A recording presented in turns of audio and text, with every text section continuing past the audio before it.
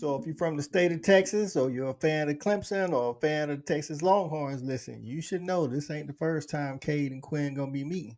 They met once before. For those that are uninitiated, in 2020 in the Class 6A D2 state championship in the state of Texas, Ewers had the better stats, but Cade won the game, partly because Westlake's defense was probably better. But they're on the road right now to play each other next Saturday for the first round of the inaugural 12-team playoffs, and we here to preview it. Let's get into it. It ain't nothing. You know what I'm saying? Yeah. The fanatic. Where we keep it 100, keep it real. That's the only way we know how to be. Talking that sports talk. You know what I'm saying? Straight out of South Carolina. Upstate, A64. Yeah. The FANATTIC. The fanatic where we keep it OG. We talking sports, so I call what I see.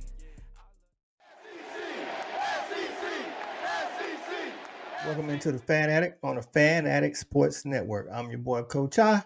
We're here to talk SEC football. That's right, man. If you've been following me for the last 3 to 4 years, man, you know I talk all of college football, but we're going to be focusing more going forward on the SEC football and SEC hoops. That's right, man. We're taking the conference on and seeing how we can bring you this good content, man. If you are new here, though, please subscribe to the channel, but not only subscribe, hit the bell notification because I do live streams, game previews, season previews, collabs with other content creators, things of that nature, man. And share it with somebody, man. Tell a friend to tell a friend to tell 3 more friends, man. We're on the road to 5,000 subscribers. This episode is brought to you by our partners at SeatGeek. If you use code FANADDICtSports, all one word, you get $20 off your first purchase. So if you're going to one of these upcoming bowl games or playoff games and you never use SeatGeek, hey, why not use SeatGeek? Get $20 off. With that said, man, let's get into it, man. We're here to preview the first round matchup between Clemson and Texas. Clemson has to travel to Texas. Texas was fortunate enough to get a first round home game after losing to the Dogs in the SEC championship. This year, they only lost one game in the regular season. That was to the Dogs, and then lost again in the SEC championship. And Clemson, on the other hand, had a good season. They lost to the Dogs at the beginning of the year, and then had only one loss in the ACC, and then went into the ACC championship and beat SMU after losing in rivalry week to South Carolina. It's just kind of like a season wrap up there, man. This matchup right here, I think for me personally as a fan, is one of the better matchup, if not the best matchup in the first round. Just a lot of storylines here, man. But first, let's just give you some of the stuff that a lot of people that follow college football probably already know. But let's talk some injuries and then some stats, and then I'll give you my thoughts on things that may happen in the game and how I think it'll play out. So injuries, currently, both the running backs for Clemson, or I would say the top 2 running backs, are banged up. Jay Haynes, who's come on as of late for Clemson, the young running back, hurt his knee in the ACC championship. I think it was on a kickoff return. He's questionable right now. And Moffa's been dealing with a shoulder injury, not 100%, but he's been playing. So those guys, I know Moffa will play for sure. Jay Haynes is listed as questionable, so I don't know if he'll go. He's had a couple of weeks off by the time the game played, you know what I'm saying? So maybe he plays, maybe he doesn't. Now, he looks to be a little bit more fresh and explosive as opposed to Moffa. But again, Moffa's been playing with a shoulder injury. At 100%, I feel Moffa is definitely one of my favorite running backs. From the Texas side, Isaiah Bond got hurt in the SEC championship, and it was his ankle, if I'm not mistaken. Right now, status is unknown. Isaiah Bond brings a lot of speed to the Texas wide receiver core, but fortunately for them, they do have Wingo, who may be faster or just as fast. So those are the injuries that we know about. Of course, Clemson fans, if you know of any other injuries, put it in the comments. Let us know. Or let us know if you think Jay Haynes would actually play. Texas fans, anybody outside of Isaiah Bond that's critical to success that might be hurt, let us know in the comments, man. Now, as far as some stats, With the stats, man. Again, these are stats you can find online or whatever. But it can tell part of the story, but not all of the story. But like Clemson's offense is averaging over 35 points a game. Going against the Texas defense, though, that's tops in like one of the tops in the nation at defense, and I think has a top to bottom really good defense. They're only giving up just under 19 points a game. So I mean, something's got to give. I don't know if Texas can hold Clemson to 35. I mean under 19, but I also don't know if Clemson can score 35 on that Texas defense. Now on the other side, Texas's offense is averaging a little over 35 as well. Now Clemson's defense is giving up a little bit more, just under 23 points a game.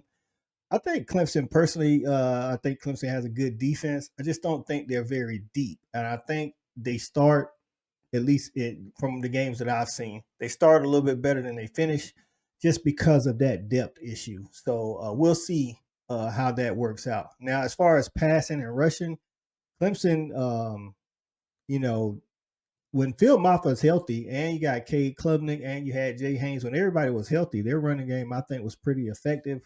And outside of the UGA game, I think even the passing game definitely took off. Cade became one of the like top passers in the nation, though. So Clemson's offense, they're averaging 180 yards rushing the game, but Texas's defense is tough on the run. It's tough to run. Like even the Dogs had a tough time running. They were effective in the SEC championship, but they didn't rush for a lot against Texas either time, and they're holding opponents under 85 yards per game. So that's something to actually watch. Now, Texas offense also found their running game towards the end of the season with running back, how do you say his name? Wismer. Hope I messed that up. Texas fan, let me know. But Texas' running game, like I say, came on at the end of the season, man. 188 yards per game. Clemson's defense is giving up about 150 yards per game. So that might, be a telltale sign there because if Texas can run and keep you off balance, that gives Sark his full playbook. And with the talented quarterbacks that they have, that might mean a long day for that Clemson defense. Now, passing wise, again, like I said, Cade against Georgia wasn't very good, but as the season went on, it seemed like he got better and better and more comfortable in that Garrett Riley offense. So they average about 274 in the air. Texas is giving up about 254 in the air. Texas, on the other hand, 289 in the air versus a Clemson defense that gives up less than Texas's defense with 214 in the air. So we'll see how all of that plays out, man. Like I say, those are just the numbers and the stats that everybody can find.